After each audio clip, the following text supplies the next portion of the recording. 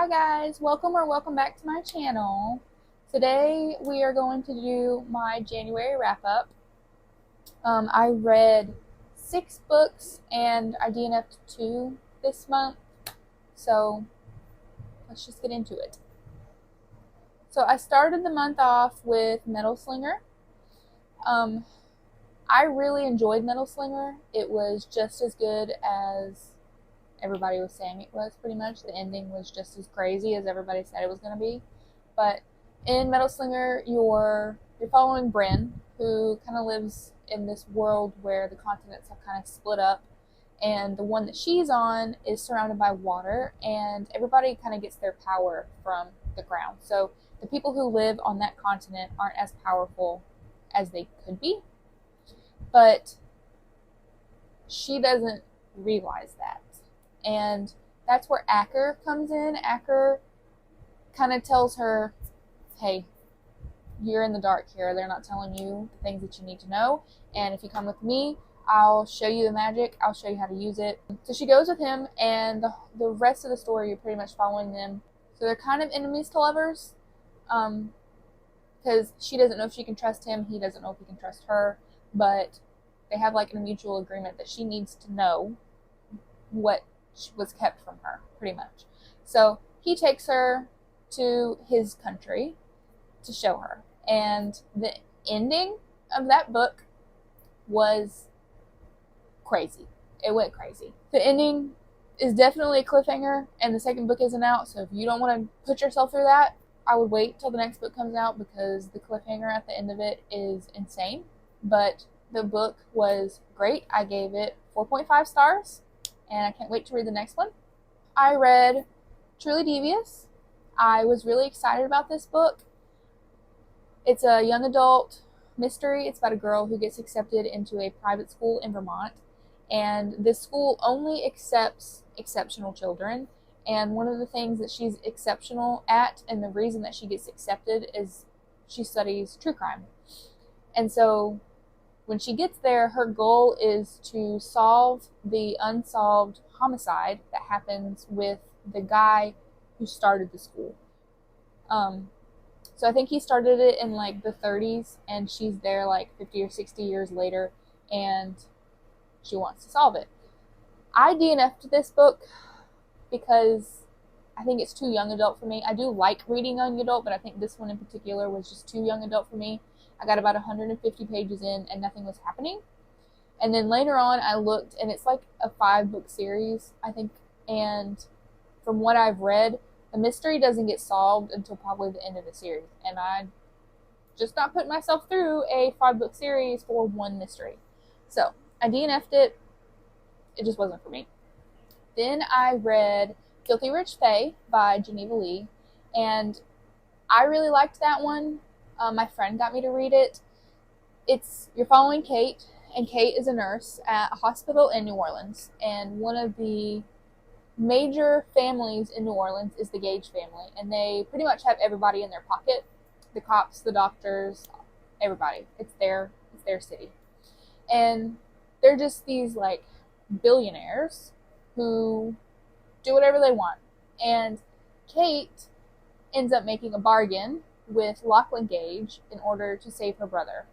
So part of their deal is that she has to stay with him in the Fae world, because he's Fae, apparently.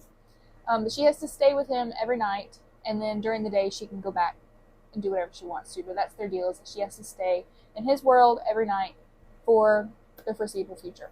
Stuff goes crazy, as you expect.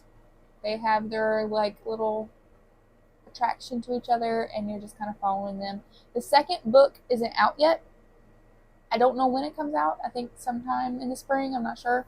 But that book also has a cliffhanger. Why I did that to myself twice in 1 month, I don't know. But that one was really good. I gave it 4 stars, and I liked it.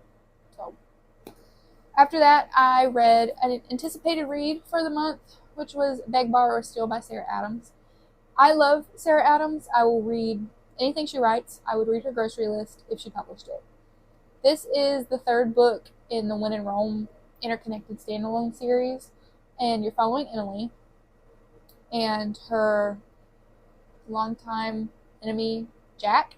They're both elementary school teachers, and they just kind of feel like they have to one-up each other all the time. But obviously, there is some attraction between the two. Sarah Adams just does such a good job with banter and comedy. And she also, in this one, she touched on grief, which was, she did a really good job. Reading about grief is not one of like my personal, I don't like to, because I've had grief in my personal life and I don't want to read about it. But she does such a good job touching on that while also keeping the comedic feel to her books really well. So this was my first 5-star of the year. Absolutely loved it. Highly recommend. After Beg, Borrow, or Steal, I read a mystery novella called The Reunion Dinner. It's part of a collection of novellas. And it was like 40 or so pages, so it was a quick, easy read. It did have a good plot twist at the end of it. So for a novella, I gave it 3 stars. I don't typically rate novellas because there's not really that long. There's not enough to rate. But I enjoyed it. The plot twist was good. So if you want like a quick, easy read between books, or if you're in a book slump, I recommend that. After that, I read the second book in the Beartown series, Us Against You. Beartown has a special place in my heart. I haven't finished the series yet, but I can't stop thinking about these characters. Frederick Backman, I think he's Swedish, so the story is technically set in Sweden, but in my brain, they're in Alaska. They're in a small town who everybody worships their hockey team there. Hockey is a big thing for them. It means everything to them. But the story is about way much more than that. Like, a lot of real things happen there. I don't want to give away spoilers because this is the second book in the series, but a lot of stuff happens. You aren't really following like specific people. You're just kind of following everyone in the town and everyone's lives and the things that they have to deal with and how they deal with them. And it's a beautiful story. Frederick Backman is an amazing writer. He's probably one of my top 5 authors. I gave this one 5 stars, but that's not enough. 6 stars, 10 stars, whatever you want to give it. Phenomenal. Breathtaking. It was tragic. I was crying at the end of it.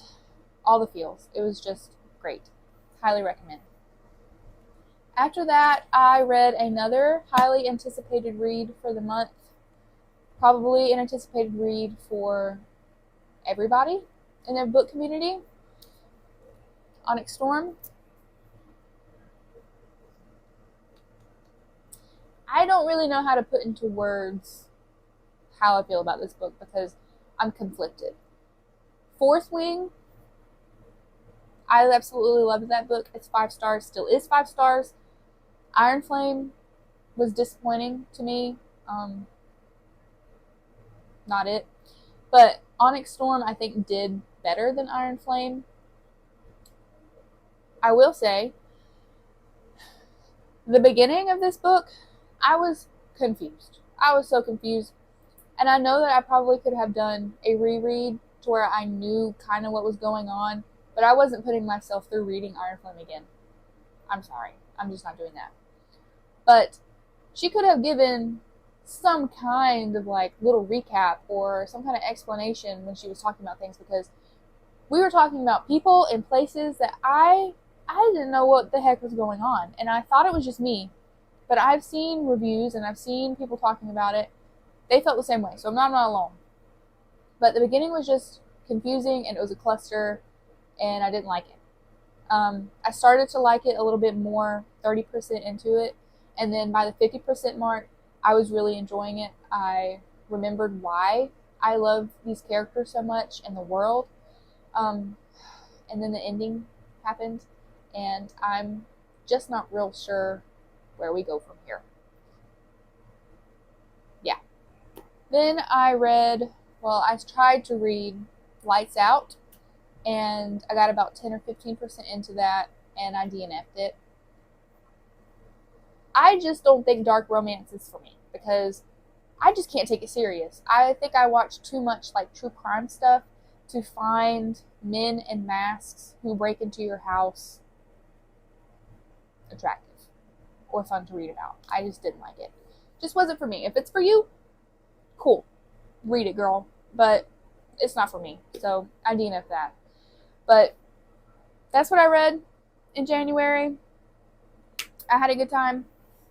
I am in a giant book slump, book hangover from Onyx Storm, so I don't really know what I'm in the mood for, which sucks, but it's part of it. So if you've read any of these books and you liked them, let me know. If you have any suggestions on what to read after Onyx Storm, let me know. If you have read Onyx Storm and you have opinions, put it in the comments because I want to know. But that's all we have for today, so I will see you guys in the next one. Bye!